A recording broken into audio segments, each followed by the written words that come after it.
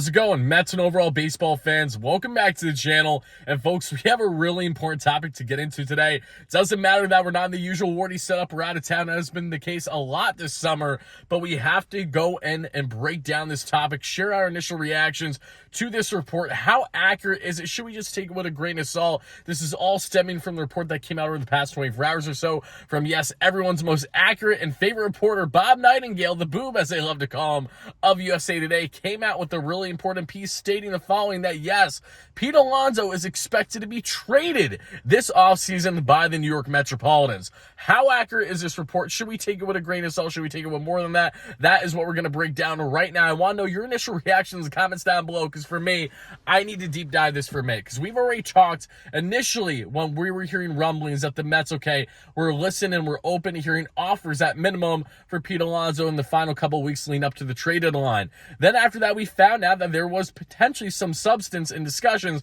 between the Brewers and the Mets. From the Brewers' point of view, they felt that they got potentially as far as field goal range in a potential trade for Alonso at the trade deadline, while the Mets and their front brass all kind of down that right away said that was not the case whatsoever. They did not get far. And I have a feeling that talks really did not get far, but you understood at least to an extent why the Mets were listening if, say, they cannot land an extension with Alonso. And for all we know, say Alonso does not want to return after this upcoming season. I find that very hard to believe, but again, this is the same Mets team in which we thought that, many fans initially thought that DeGrom was going to be coming back, among other talents that have been in-house and have been uber talented their entire tenure as a Met. So now we're at this very passionate topic, at least for me as someone who loves Pete Alonso to death, not only because he's been the best home run hitter in baseball since he arrived in the league in 2019, but just all the different qualities that he brings to this Mets club on a day-by-day, night-by-night basis. He is one of the true leaders in this clubhouse, so to even consider the thought of partying with him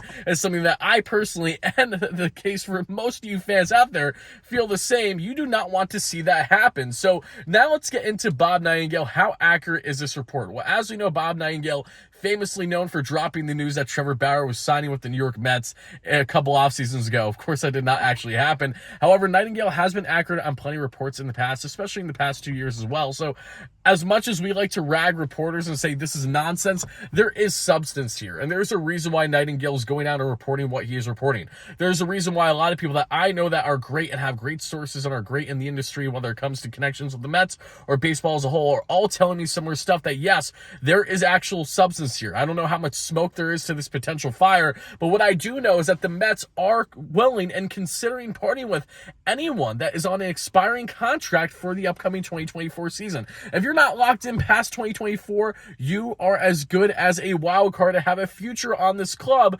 depending on the offer. So when we hear this report from Bob Nightengale stating that, yes, the Mets are going to trade him, I don't think that that is fully accurate. I think that that is kind of nonsense to come out with something like that early, not premature, prior to the offseason even beginning. What I do think, however, is that there is, again, substance to this. I do believe that the Mets are going to be hearing out teams this offseason. I will find it far-fetched if the Mets do land an extension with Alonso, because if you're the Mets and you're Alonso, wouldn't you have liked to got that extension done prior to the season even beginning? Is he really going to be willing to do such a thing quite literally right before the his walk year begins, right? I mean, if you're Alonso, even if you want to stay in Queens, you still want what is in the best interest of yourself, at least to a degree, right? You know you're due for an absolute bag, and you would like to hit that open market, rightfully so, if you're Alonso, who, again, is consistently giving you 40 plus home runs, 100 plus RBI seasons every single year since entering the league. There is no one better at hitting bombs than Pete Alonso since joining, but Pete Alonso at his best, which again has not been the case with him this year and most Mets, but at his best, what we saw in 2022 especially was a Pete Alonso that knew how to spread the field, knew how to hit for opposite field and for power, knew how to drop those bloops, knew how to get those RBI sac flies when needed, just had this element to his game, wasn't chasing the slider as much, wasn't chasing the fastball up and in nearly as bad in moments when he was really locked in, and just looked like one of the most pure power hitters in the game. That is Pete Alonso at his best. So again, to fathom the idea of actually parting with him is still so hard for someone like me and the fans of many to comprehend. Now, if the Mets are, say, offering offered an absolute haul, like no doubter where they like would look silly to refuse it, then that's a discussion that can be had at the right time. But when you think about Mets history, when you think about baseball's history, let's take a moment to think about every blockbuster trade for, a guy, say, on an expiring contract or, is going to be potentially parting with his team in the next couple of years. How many of those trades have actually worked out in the favor of the team that traded said star player, especially in Mets history? Of course, you think of Tom Seaver right away. That's the most notorious one. I know that was early in his career, but Nolan Ryan, assuming Ryan was traded, I think he was traded, right? Yeah, if I'm not mistaken. If I am, I apologize, guys. But point being is that the Mets have a history of parting with guys that are star talents on their roster, that are the face of the franchise.